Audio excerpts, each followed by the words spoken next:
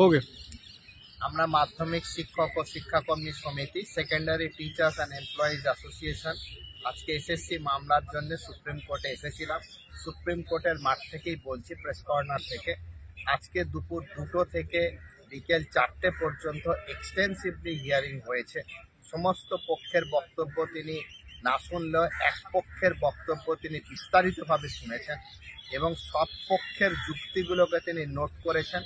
আজকে তার দৃষ্টিভঙ্গি থেকে এটা এখনো অনুমান করা যায়নি, কিন্তু একটা বিষয় অন্তত পরিষ্কার করে বলেছেন যে তিনি কোনোভাবেই আনটেইন্টেড টিচারদেরকে ক্ষতিগ্রস্ত হতে দেবেন না।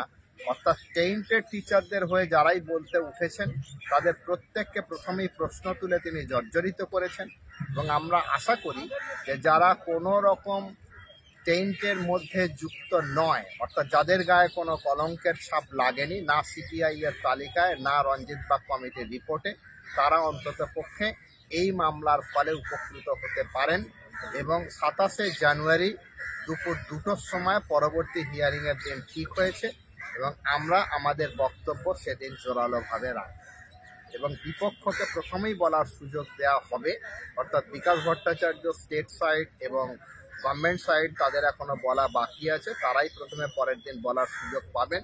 পরবর্তীকালে তাদেরকে খণ্ডন করার জন্যে যা বক্তব্য রাখার সুযোগ পাওয়া যায় বা রিটেন সাবমিশন দেওয়ার সুযোগ পাওয়া যায় আমরা পুরোপুরি কাজে লাগাবো। আমি Nilkanta Ghosh, general secretary, secondary teachers and employees association. আমার সঙ্গে এসেছেন শম্ভু মান্না, প্রাক্তন পত্রিকা সম্পাদক, এবং এসএসসি 2016 মামলার জন্য উনি স্পেশালি অ্যাসাইন হয়েছেন সমিতির দ্বারা। Thank you.